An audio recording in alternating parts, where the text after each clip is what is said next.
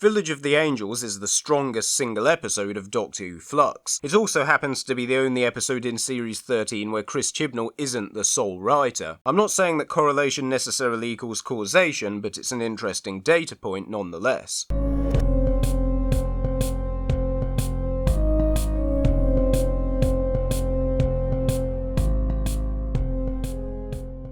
The last time the Weeping Angels appeared on screen, excluding cameos, was in The Angels Take Manhattan from 2012. By this stage it had become apparent that Stephen Moffat, the creator of The Angels, was really scraping the barrel for new ideas. I mean, honestly, once you've introduced the concept that the Statue of Liberty is a weeping angel, where else can you really go from there? However, after a 9-year absence and a change of writers, it turns out there is still potential to be had from the statues yet. The Weeping Angels are as scary and intimidating as ever in this story, and not only do Chibnall and Alderton manage to coherently navigate the reams of often contradictory lore and mythology that Moffat heaped onto his creations over the years, but they also manage to combine that mythology in new and inventive ways, using telekinetic powers to create an image of an angel with Jericho's machine, or the sketch of an angel that comes horrifically to life as the Doctor attempts to dispose of it in the fire. There's also the angel that manifests itself in Claire's head because of her psychic premonitions. As it turns out, she hadn't met the Doctor before in present-day Liverpool after all, and had only seen a vision of the TARDIS. Her knowledge of future events is used to good dramatic effect in the episode, with the reveal that the village was left abandoned, which creates an atmosphere of foreboding and impending doom not seen since the waters of Mars. Of course, the angel being a product of Claire's visions does create a plot hole, as we later discover that her angel is a former agent of the Division, which doesn't really make sense if it was created in her head. If there is an explanation for this somewhere that I missed, then I refer to my point in the last video about how these things really need to be explained with more clarity, because if I missed it, the chances are that a lot of the casual audience did as well. Honestly, it wouldn't surprise me if in some earlier draft there was this idea to have a weeping angel manifest itself from Claire's premonitions, but that was before the series arc stuff was introduced with the Division, and these elements were just never fully reconciled in the final script. Similarly, the angel being able to project itself into the Doctor's TARDIS doesn't really make a lot of sense, even if it is hand-waved away by the episode. Again, I think Chibnall just wanted that cliffhanger and hadn't really thought it through. There are some other structural issues, like how the story doesn't have a proper ending, despite having 2 endings, we'll get onto that in a moment, and we never really get to know the fate of Peggy, aside from the fact that she somehow ends up back in the village in 1967 as her older self. In spite of these issues though, Village of the Angels is still a good episode, and the main reason for that is its atmosphere. I'll be honest, I wasn't anywhere near as hyped up as some people were to learn that Maxine Alderton would be writing again in Series 13, since The Haunting of Villa Diodati is the most overrated thing to ever come out of this franchise, but even I'll admit that it does nail the whole creepy Gothic vibe, and this seems to be one of Alderton's strengths as a writer, because that same creepy suspenseful atmosphere is on full display in Village of the Angels as well. Right from the beginning we open with Claire being experimented on by this older man who we don't initially know if we can trust, and there's talk of the paranormal, and then she appears to be possessed. It's essentially a cocktail of all the classic Gothic horror tropes you can think of, but none of these tropes are overdone to the point where they lose their impact and become parody. We quickly learn more about Jericho and discover that he is in fact kind, caring and brave, as well as being pretty stubborn. I recommend Philip Hawkins' video for a more in-depth breakdown of what makes him a great character, but yeah, he's basically the antidote to those reactionary YouTubers who like to claim cis white men are always portrayed negatively in Doctor Who. Credit for this story's atmosphere also has to go to the production team and to Sagan Akinola, whose moody soundscapes really complement the creepy shots of the village with the rolling fog.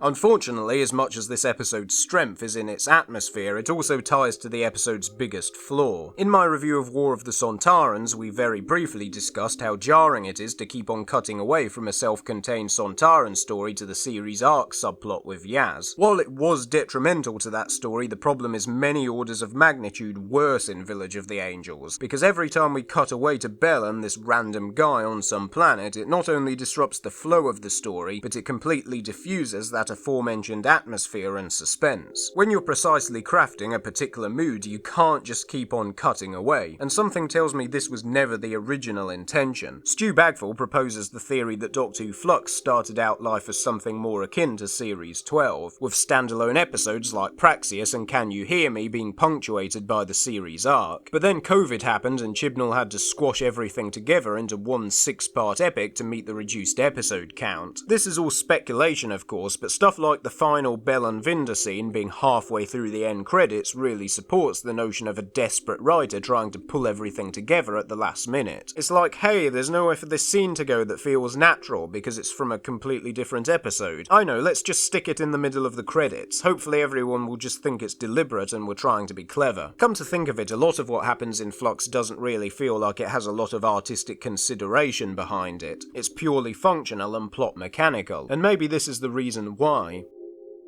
Or maybe I'm thinking too deeply into this and it's just Chibnall, but it would explain some of the other inconsistencies if Village of the Angels started out as a completely standalone story that was later cannibalized as part of the Flux narrative. I like to imagine that somewhere there is a better version of this episode, an earlier draft penned solely by Maxine Alderton where the Weeping Angel in Claire's head is just an angel generated by her psychic abilities and nothing to do with division, and where Peggy's story gets a proper resolution, and we don't keep on cutting away to an entirely different story that disrupts the pacing and the atmosphere. Sadly, that is not the episode we got. Village of the Angels is still the best episode of Doctor Who Flux, but it is held back by the very fact of being a part of this series. I'm Midnight and I travel in time and space.